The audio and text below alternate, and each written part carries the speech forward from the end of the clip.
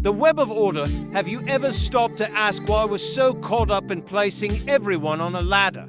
From the loudest voice in the room to the quiet one nodding along, we're always measuring, comparing, figuring out who's up, who's down. It's like an invisible web we're all born into, a pattern that promises safety if you just find your spot. But what if that web's a lie we keep spinning? Think about it. There's the one who leads, the alpha calling the shots, setting the pace, then the beta, steady and loyal, keeping things smooth by staying in line. It's a rhythm most of us follow without thinking, a simple way to move through life. But some don't fit. The sigma slips through, a shadow who doesn't lead or follow, just walks his own path. And then there's the zeta, the one who doesn't even see the web. He's not dodging it, not fighting it, he's just not there. Why do we cling to this order? Maybe it's in us, deep down, a need to sort the chaos, to feel like we belong somewhere. It's useful, sure, gives us a map for dealing with each other, but it's also a cage. It assumes we all want the same prizes, power, a place to stand, someone to lean on. What if you don't? What if the whole thing feels like a net pulling you under?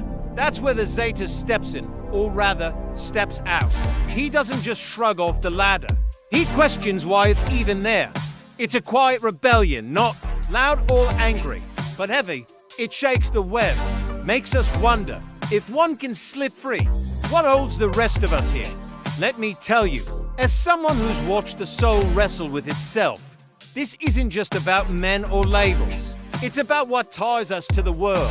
The Stoics knew this. Real strength isn't in climbing, but in standing still, seeing what matters. The Zeta sees it too, but he takes it somewhere else. Somewhere darker. The Zeta's shadow. Have you ever felt like the world's rules were written by someone else, for someone else, and you're just expected to play along? Like life is a script you never agreed to, yet somehow you're cast in a role you didn't choose. Most of us follow the line, some lead, some support, some quietly rebel.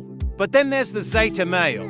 He doesn't just skip the performance. He tears up the script, walks out the theater, and leaves the audience wondering what just happened. He's not a hero breaking free or a villain tearing it down. He's a question mark, lingering in the silence. Let me tell you about a man I once knew. He wasn't the type to draw attention, no loud opinions, no boasts, no need to be noticed. He worked odd jobs, lived in a modest apartment, and spent his evenings with old books, their pages worn from use. No social media, no ambition to climb any ladder. When others talked of promotions or relationships, he'd offer a faint smile, a polite nod, then shift the conversation elsewhere. He wasn't bitter or against it, or he simply didn't care. To him, the chase for status, approval, connection, it was all background noise. That's the Zeta's shadow, not a fight, not a statement, just indifference. But indifference isn't as simple as it sounds. Society doesn't let you step away so easily. It pulls at you, tugs at your sleeve, whispers that you're supposed to want something: success, love, a place among the rest. When you don't, it gets uneasy. Not because you're wrong, but because you're a mirror reflecting a troubling thought. What if the game we're all playing isn't worth it? The Zeta male doesn't attack the system. He ignores it. And that's what makes him dangerous, not to people, but to the story we tell ourselves about why we keep running. There's a cost to this kind of distance. Psychologists warn that cutting ties too deeply can unravel you. Studies on social withdrawal suggest that those who disengage for too long risk emotional numbness, even cognitive drift. It's not about weakness. It's about losing the threads that tether us to the world. The Zeta male walks a tightrope on one side, freedom from the noise on the other. Avoid where nothing, not even himself, matters anymore. Contrast him with the Sigma male. The Sigma's the lone wolf who still prowls the edges of the pack when it suits him. He bends the rules, plays the game his way, but he's still in it, one foot in the door, eyes on the board. The Zeta, he's not at the table. He's left the room, shut the door, and doesn't glance back. One reshapes the script, the other erases it entirely. Through a Stoic lens, this path is a paradox.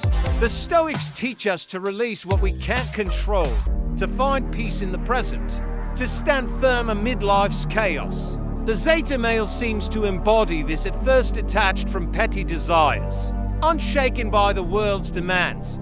But Stoicism isn't about vanishing. It's about engaging with what's real, finding purpose in the struggle, staying human through connection and effort. The Zeta's freedom can look like wisdom, but it teeters on the edge of something colder, apathy that forgets why we're here. To live, not just exist, to face the world, not flee it. He might be free, but is he alive? The void of indifference. Have you ever wondered what it would be like to truly not care? Not in the rebellious, I don't give a damn way, but in a quiet, absolute sense. To look at the world, its demands, its rewards, its punishments, and feel nothing. No pull, no push. Just a vast, empty space where motivation used to be. That's the Zeta male's territory. He's not running from anything. He's not hiding. He's simply stopped moving, stopped engaging, stopped believing that any of it matters. But here's the thing about emptiness. It doesn't stay empty. When you cut ties with the world, something fills the void. And often, it's not freedom, it's a slow, creeping numbness that can swallow you whole. Let me tell you about a man named Thomas. He was a rising star in finance. The kind of guy who wore tailored suits and spoke in numbers. At 35, he had it all: a corner office, a fiancée, a life that looked perfect on paper. Then one Tuesday, he walked into his boss's office, handed in his resignation, and left without a word. He didn't rage against the machine or post manifestos online. He just sold his condo, bought a small cabin in the woods, and disappeared.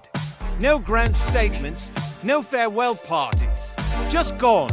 At first, it felt like relief. No more meetings, no more deadlines, no more pretending to care about quarterly reports. He spent his days chopping wood, reading old novels, and watching the seasons change. But as the months passed, something shifted. The silence grew heavier. The books lost their charm. Even the trees seemed to blur into a monotonous green. He wasn't depressed. He wasn't angry. He was nothing. A blank slate with no story left to write. This is the Zeta shadow, the part we don't talk about. Extreme detachment doesn't just free you from the system's grip, it can erase the lines that make you human. Connection, purpose, struggle, these aren't just societal constructs. They're the threads that weave us into the world. Emil Durkheim, the sociologist, called this state anime, a breakdown of social bonds that leaves individuals adrift, without a sense of purpose or belonging. The Zeta male, in his extreme detachment, risks falling into this anime, where freedom becomes a cage of his own making. The Stoics understood this. They taught detachment from outcomes, not from life itself. Marcus Aurelius wrote, "What is not good for the swarm is not good for the bee." We are part of something larger, and to sever that tie is to risk losing ourselves. Thomas, in his cabin, began to feel it, not regret, but a hollowness he couldn't name. He had walked away from the game, but in doing so, he had forgotten why he ever played. Society fears the Zeta not because he's a threat, but because he exposes a truth. The system isn't everything, but without it, what are we? The answer isn't simple, and that's what makes the Zeta's path both fascinating and perilous. In walking away, he forces us to ask, is there a middle ground between blind conformity and total disengagement? Or are we all just choosing which void to stare into? This chapter explores the Zeta male's extreme detachment, using Thomas's story to show how it can lead to a hollow existence. It contrasts this with Stoic principles, which value detachment, but not disconnection, and introduces Durkheim's anime to deepen the discussion. What do you think? Does this resonate with where you see the Zeta male heading? Let me know if you'd like to dive into next. The echo of absence. Have you ever wondered what happens when you remove yourself so completely that even your shadow fades when the world keeps spinning? but you're no longer part of its orbit? Let me tell you about Alex. 10 years ago, he was a rising star in the tech industry, coding his way to the top. But one day, he looked around at the glass walls of his office and saw a prison. So he left, sold his belongings, bought a cabin in the mountains, and vanished from the grid. Alex thought he was freeing himself from the noise, the expectations, the endless chase. And for a while, he was right. The silence was golden, the solitude a bomb. But as the years passed, something shifted. The quiet became a weight, pressing down on him. The trees, once a source of peace, now felt like walls closing in. He rarely saw another soul, and when he did, it was like speaking a language he'd forgotten. People looked through him as if he wasn't quite there, and maybe he wasn't. The psychological toll of detachment. This is the danger of extreme detachment. Humans are social creatures, wired for connection. When we sever those ties, we risk losing ourselves. Studies on prolonged isolation, whether in prisons or remote, hermitages show that without external feedback, our sense of identity can fray. We need mirrors to see ourselves clearly, and those mirrors are other people. Alex wasn't depressed or anxious. He was adrift. The routines that once gave his days shape, chopping wood, reading, watching the sunset, now felt hollow. He had no purpose beyond survival, and even that seemed arbitrary. A Stoic lensed Stoics understood this balance. They preached detachment from outcomes, not from life itself. Marcus Aurelius wrote, "We were born to work together like feet, hands, and eyes, like the two rows of teeth, upper and lower. To obstruct each other is unnatural." For the Stoics, living in accordance with nature meant recognizing our place in the community, contributing to the whole. Alex, in his isolation, had forgotten that. He had detached not just from the system, but from his own humanity. Society's reaction, society, too, doesn't know what to do with someone like Alex. At first, they might romanticize his choice though. He's living off the grid, how brave. But as time passes, the narrative shifts. He becomes a curiosity, then a concern. Is he okay? Is he a danger? Should we check on him? In some cases, the system intervenes. If Alex stops paying property taxes or violates some ordinance, authorities might show up at his door. Or worse, they might forget him entirely, letting him fade into obscurity. But perhaps the greatest risk is that Alex forgets himself. Without a role, without a purpose, he becomes a ghost in his own life. A reflection on sustainabilities. Is the Zeta male's path sustainable? Can one live a fulfilling life, completely detached from society? Or does it lead to a dead end, a void, where meaning used to be? Perhaps the answer lies in balance. Detachment can be a powerful tool for self-discovery, a way to strip away the noise and see what truly matters. But complete disengagement, that might be a step too far. We are, after all, social beings.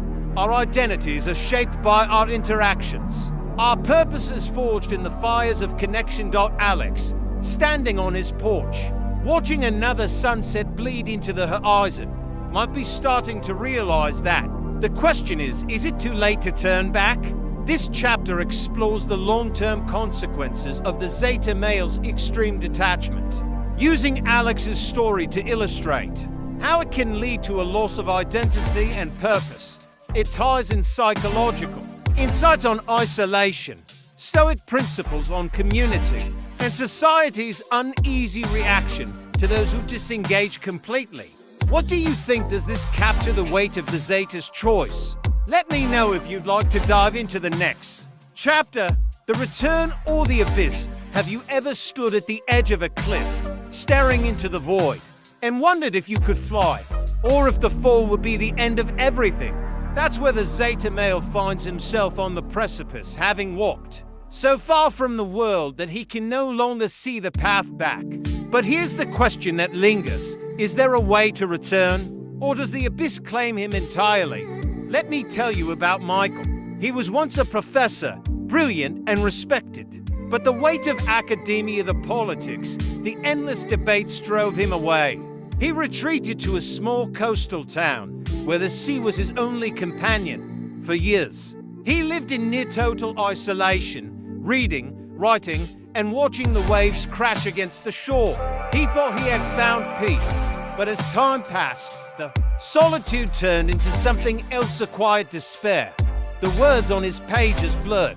The sea's rhythm became monotonous, and the man who once sought freedom now felt trapped in his own mind. One day, a storm hit the town, fierce and unrelenting. Michael watched from his window as the waves swallowed the beach, and something inside him stirred. He saw a group of locals struggling to secure their boats, fighting against the wind and rain. For the first time in years, he felt a pull not to lead, not to dominate, but to help. He stepped outside, joined them, and worked alongside strangers until the storm passed. When it was over, he didn't stay to be thanked. He simply nodded and walked back to his cottage. But something had shifted. The abyss had receded, just a little. This is the paradox of the Zeta male. In his rejection of the world, he risks losing himself. But in that loss, there is a chance for rediscovery. The Stoics teach us that true freedom lies not in isolation, but in aligning with our nature as rational, social beings. Epictetus said, "No man is free who is not master of himself." But mastery isn't found in detachment alone. It's found in choosing when to engage, when to connect, and when to stand apart. Michael's story isn't a fairy tale. He didn't suddenly rejoin society, start a family, or reclaim his old life. But that moment in the storm reminded him that he was still part of something larger, that his hands could still build, that his presence could still matter. The Zeta male's path doesn't have to end in oblivion. It can be a journey through the wilderness, where the return, however brief, however small, brings clarity. Society may never fully understand the Zeta male, but perhaps it doesn't need to. His existence is a reminder that the system isn't the only reality, that there are other ways to live, even if they are lonely and hard.